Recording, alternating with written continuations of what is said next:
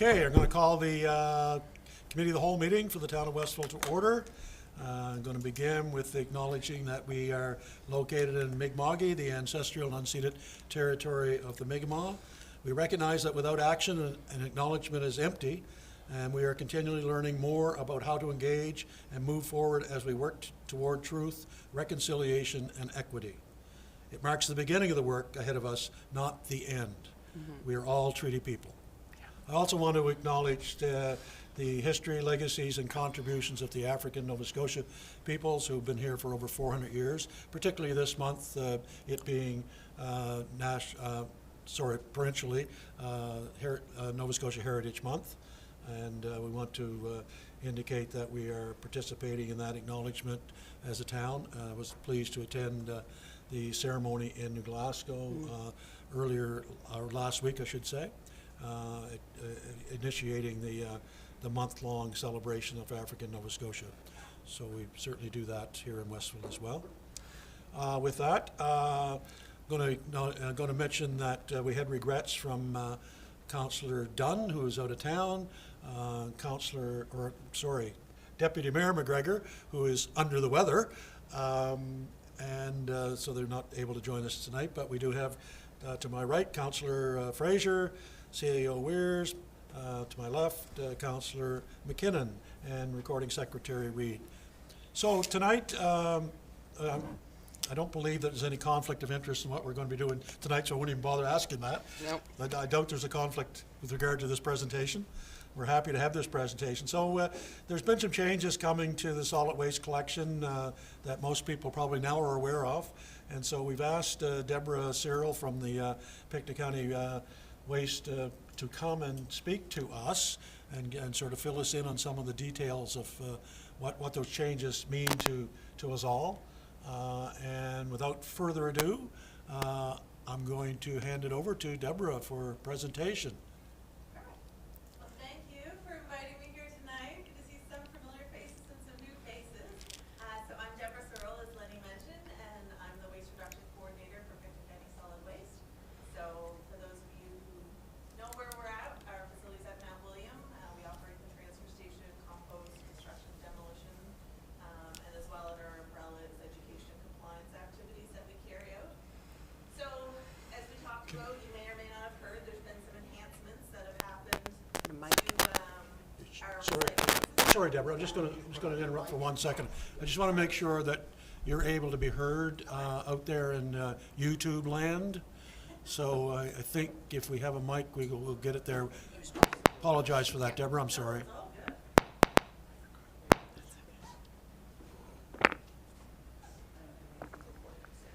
We're good? Perfect. So, continue. Sorry. All right. So we're going to talk a little bit about some of the new enhancements that's come into effect across Nova Scotia. So we're talking about the really mouthful is extended producer responsibility for packaging, paper products, and packaging-like products. So going forward in this presentation, when you hear me say EPR, it's extended producer responsibility. And when I say PPP, it's all those other P's that are there in that title, just to get us out of here on before midnight tonight. So I'm going to take it back a little bit just for some folks who might not be familiar with the term extended producer responsibility, or EPR. It's basically a policy approach to where the producer's responsibility for the end of life of the product that they're putting out into the marketplace. So it's responsibility physical, it's financial, once it comes to its end of life, that it's managed properly.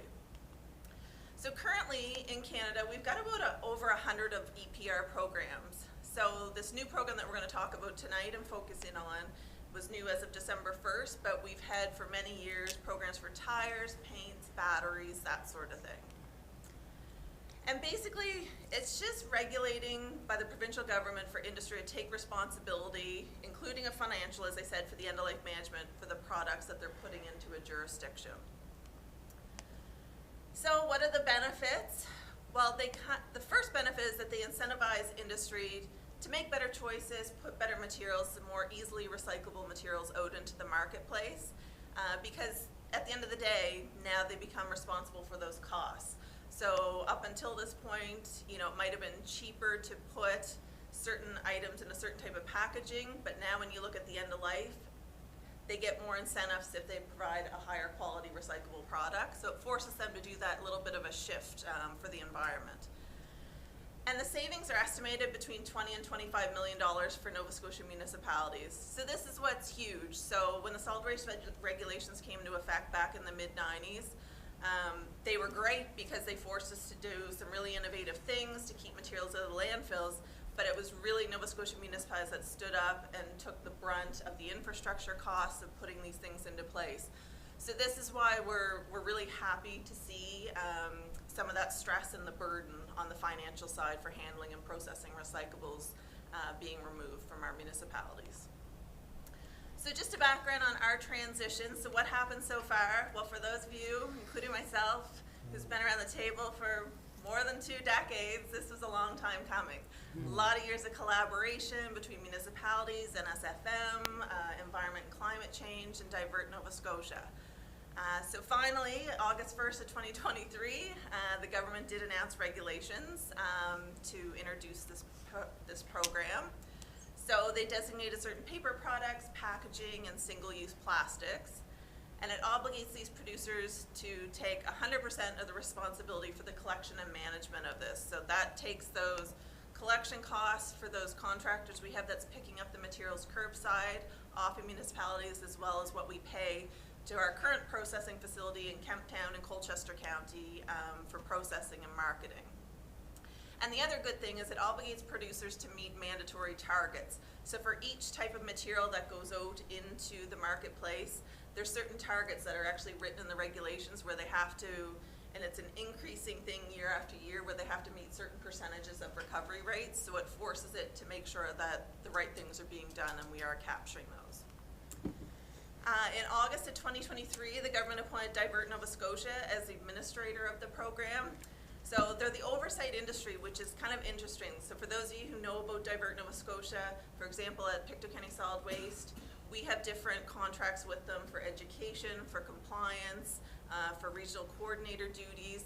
They oversee the tire recycling program. They do a lot of great work across the province, but this is a completely new role. So they had to kind of set up a separate shop within their own house and keep finances separate, keep staff separate, so it's just dedicated to oversee this program currently. And then the other thing that gets involved with this is what they call a PRO, or a Producer Responsibility Organization. So for Nova Scotia, and they are across the country in different provinces as well, the PRO here is Circular Materials. And basically, Circular Materials operates and runs this program on behalf of the producers, the brand holders, the manufacturers. So think about things like Procter & Gamble or Loblaws or the Walmarts, these large producers of materials. Circular Materials kind of takes that program and manages it on their behalf. So it makes it a little bit tidier, and they support them to meet the obligations set out in the regulations. So on December 1st, APR for PPE was implemented in Nova Scotia. So it was a long time coming, as I mentioned, a lot of collaboration and a lot of work in the lead up to that date. So when I was here, I don't know if it would have been 2-ish years ago, maybe now, we chatted about this. When we talk about this EPR program, there's basically 2 service delivery methods. So the first one is where we opt in. So the majority of municipalities in Nova Scotia opted into this program. So for Pictou County, what that meant was us at Pictou County Solid Waste, we continued to provide the collection services, the customer service, the education, and Circular Materials provides compensation for that. And for us, then we pass those cost savings onto our 6 municipal units. So we talked about that 20 to 25 million province-wide. If we're looking at Pictou County numbers across the 6 units, it's going to be probably a little bit more than $1 million in cost savings just for our 6 municipal units. So as we chatted about earlier, any cost savings are significant, so that's great news for our taxpayers and our municipalities. The other service delivery is where municipalities could opt out. So when December 1st finally hit, there was 4 municipalities that did decide to opt out of the program. So what that meant was for the Blue Bag program in those municipalities, Circular Materials takes it over. So they're the one providing the collection, the education, the outreach, the customer service, because all the responsibility shifted to that. So some areas are having it's a transition for all of us getting used to all this, but for those, for example, my colleagues, a couple of them down in Yarmouth-Digby area, they've had a couple of municipalities that did opt out.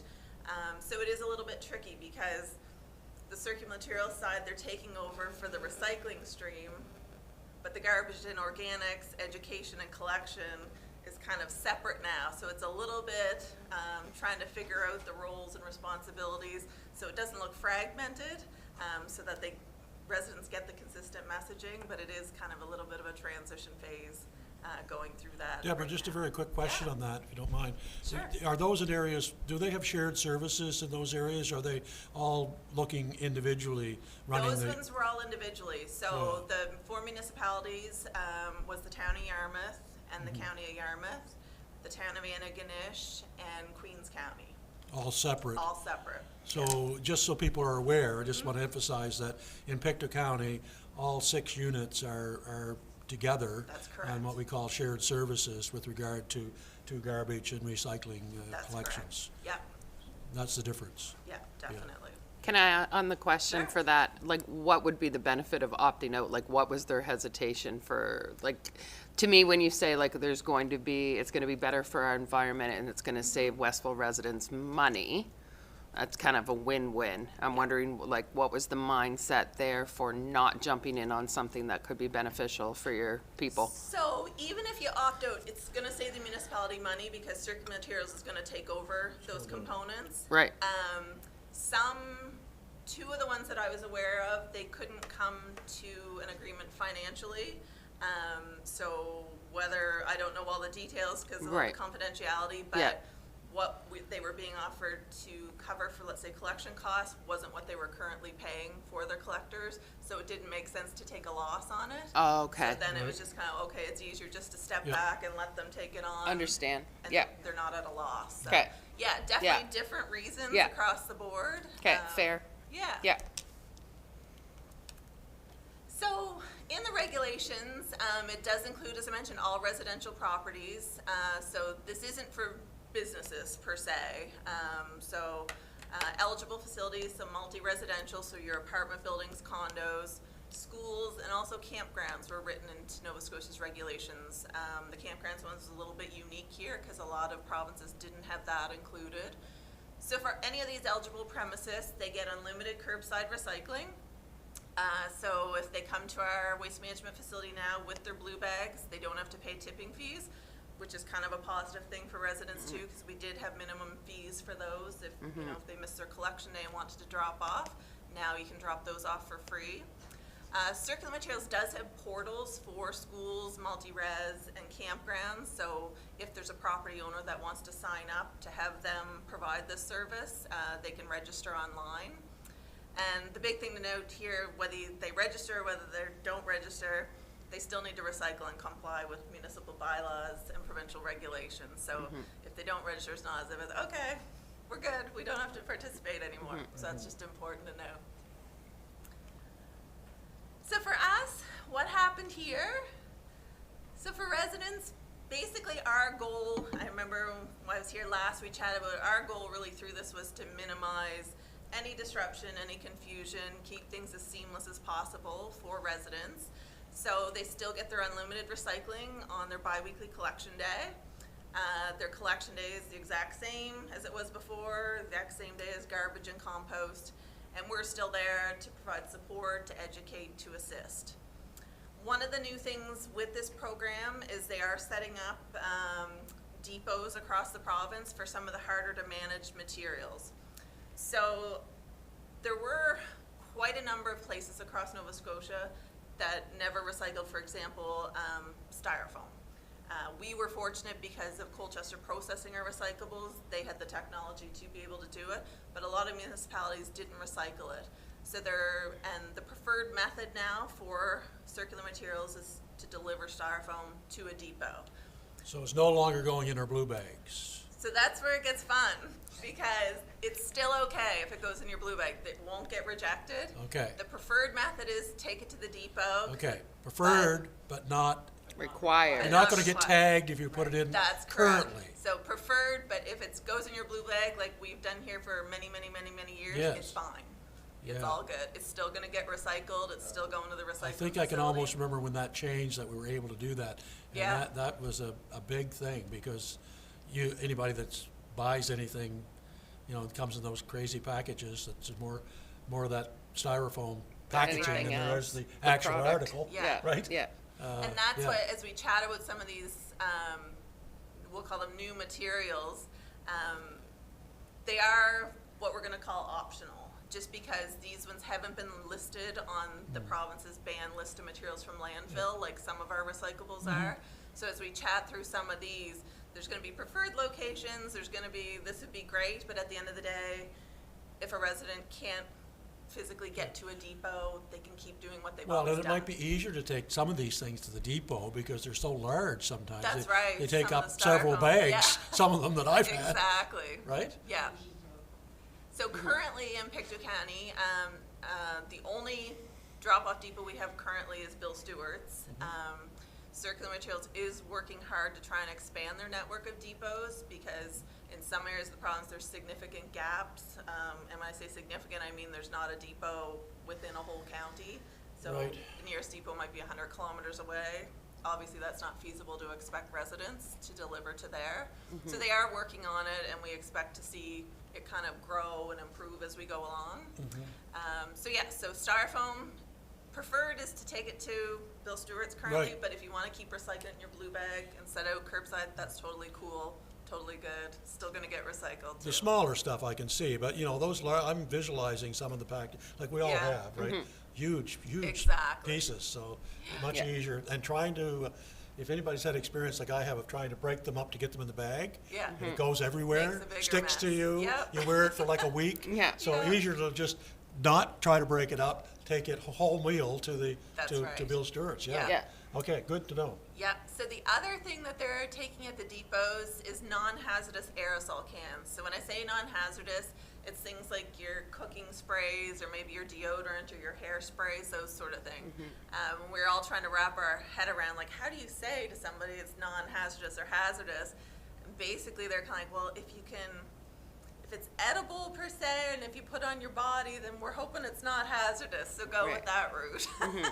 So, and those as well can be delivered to the depots, but if folks can't get there, they can continue doing what they've always done as well, which is the kind of, you'll hear me say that a lot tonight. I feel like I need a t-shirt made, like, if you can't do it, just keep doing what you're doing. Yeah. You're good, but you could do a little better. Yeah. Exactly. Yeah. And then flexible plastics. So the flexible plastics are things like the chip bags, candy bar wrappers, you know, the pouches, little things like that. They can be delivered to Bill Stewart's now, where in the past all those items typically were in your garbage. But if you can't get them to a depot, you're not able to, it's still fine to go in your garbage, those things, so. Will we have another container for that in the schools? Yeah, Awesome. yeah. So they go in garbage, Deborah, those sorts of things. Those sort of things, the not chip blue bags bag, and things, yeah, right? yeah. They do Kind of- now. So that hasn't changed, that's changed. That's right, so again, preferred would be, please take it to Bill Stewart's for the depot, so they can recycle it, but if at the end of the day you can't, right now the best spot is the garbage. Okay. And when I say right now is because this is an evolving program, so as we get a few years down the road, and the new Super MRF, which is the super recycling facility that they're building to handle all this material, they're gonna be building it in Burnside, it's supposed to be open early 2027. There's gonna be a lot of automation there, a lot of like optical sorting, robot-y type sorting, like very cool stuff. When that happens, we don't know, maybe all these things, they don't need to go to a depot anymore and they can go curbside, but we're working within the system that Circular Materials is set up now. But then, like I said, at the end of the day, you can just keep doing what you're doing if you're not able to do that little extra step. So this is just a little bit of summary of changes, and I have little stars by some of them. We chatted about polystyrene before, and the reason why it is new for some people, it hasn't been new for us because we've done that for years with the recycling of it, but for a lot of areas it is. Paper laminates, so this was something that currently or used to go in the garbage. So things like your Pringles cans or the coffee cans, you know, they're kind of a mixture of sometimes paper with like a foil and then a metal. Always used to be having to go in the garbage if it was those kind of multi-materials things. Now they can be recycled the bag with your plastics and containers, Good. That's a which big is thing. good. That's a big one, That's Yeah. a big one. because Yeah, it was always hard to determine what bag those things go in. exactly. Part, they can be part cardboard or Yeah, they were such a plastic, mixture of tin, items. Yeah, they three were different materials. very confusing. We chat a little bit about the flexible plastics that can go to the depot. Pouches, the chip bags, candy bar wrappers, deli meat pouches, coffee pouches, those sort of things. We chatted with the non-hazardous aerosols, so hairsprays, cooking sprays, those sort of things can go to the depot. For us, a little bit of a change, because we were one of the few municipalities in Nova Scotia that would accept the hot and cold beverage containers in the compost. Now there's the option to put them in with the plastics and containers, and all they ask folks to do is just make sure the lids go in separately, because typically the lid's a plastic and the cup is some sort of paper product. But they can go in as well. And then things like your toothpaste tubes and your deodorant sticks, that sort of thing. All they say is, as I think most of us try and do, try and get as much of the product out of the container or the tube as you can. You don't have to worry about like pulling the center out of your deodorant stick, for example. You just put the cap on and put it in. And another big thing with their changes, because we've typically been a caps off type education message over the years, because that's what the processors wanted. Now they're wanting, for the most part, caps on. So this is water bottles and pop bottles? That's they right, want yeah. the caps on? Yep, and even, like I said, like your deodorant containers or like your milk cartons, cream, like any of those now, you can Lids keep now. those Okay. caps on. So that's been a little bit of a Bless you. Excuse me, change sorry. for us as well. So then they did remove some items just because some items were not covered under the regulations. So books, so that includes both hardcover and softcover. The preferred messaging now is to try and donate, whether it's to a charity, whether it's to a library, whether it's to one of the little community libraries that you see set up. That's been the messaging for that. And a lot of people say, well, it is paper, and it is, but it's not the type of paper that falls within the definitions within the regulation. Because of the covers? Yeah. Yeah. And just because, most of this is, around packaging or marketing, that sort of thing, so books just isn't under their umbrella of stuff that they put into the marketplace. Textiles, we've never accepted textiles in the bags curbside here, but there were a few areas that did, as well as pots and pans. So those ones, we've always kind of dealt with those separately, so that really didn't change for us. So they go in the garbage. Yeah, that's right. Unless you can donate again or donate at the clothing bins Right. that you see in parking lots, but if it's something that you don't think anyone could really get use out of, then they're just garbage. And will the depots take all those things as well? The depots are really just set up to do those flexible plastics, styrofoam, and the non-hazardous aerosols. Okay. Yeah. Any of this other stuff, like, it's best just to bring it to us or just set it out curbside. Yeah. Are they saying caps on because it's going to be easier for them in this major plant, or is it just because they're tired of like the spilly smell, or like? A lot of it is because there's what they have in the recycling is called lightweighting going on, and it's happening in the electronics industry. It's happening. So if you can imagine let's say you've got a plastic water bottle at the store. You know how thin they are now? Like Yeah. they're paper thin Right. pretty much. Where they used to be thicker. Well, now they want the caps because that's added plastic material that they're going to be able to recycle. So it adds to the Right. weight, it adds to the volume. Okay. So that's kind of why they're Okay. wanting to get more of that. Include it. And then it's still difficult. They'd rather them screwed on instead of just put in separately because they're too hard still to grab off the sorting lines Right. because they're Right. such small So items. little. Got So ya. that's why it's best at this point. Yeah. Okay. So Deborah, one item that I understand that is not recyclable, or they haven't determined what to do with it, is the, like, plastic film. You know what I mean? Like that covers some products and so on. Like on a yogurt Like the container? thin, yeah, like the little thin, I think they call it plastic film. So now those can actually, if they're clean, can go in with those flexible plastics to go back to a depot. Okay? So they have included them, even like Like you the chip mentioned, bags like- and stuff, yep, yeah. and like the foil things that you rip off your little yogurt containers, Right. all those sort of things. If they're clean, those would go in with those flexible plastics. Okay. Yeah, That's good. and even things like some people always did it, but some people were worried about the cleanliness. you know, with your aluminum foil, Right. if it's clean, like if it was just covering something, it's not baked on, you know, was on the barbecue, you can crumple it up and just put it in with the plastics and container recycling, because the aluminum is a super valuable recyclable. And it's one of the ones that has the best energy savings on if we can recycle it as opposed to mining it from the ground. So the more we can get of that in the bag, the better. Interesting. That's good. So just to kind of wrap up, because that really covers a lot of, you know, we struggle with the wording, because anytime people talk about new or changes, and they're like, oh my gosh, you guys are changing this again. So we've really been talking about, like, it's enhancing Nova Scotia's recycling, you know, for people who want to go and take it a step further and divert more from landfills. So we've been kind of using that messaging. But the big thing to remember is that shifting the financial burden for the residential recycling off of the municipalities in Nova Scotia is a huge game changer for us.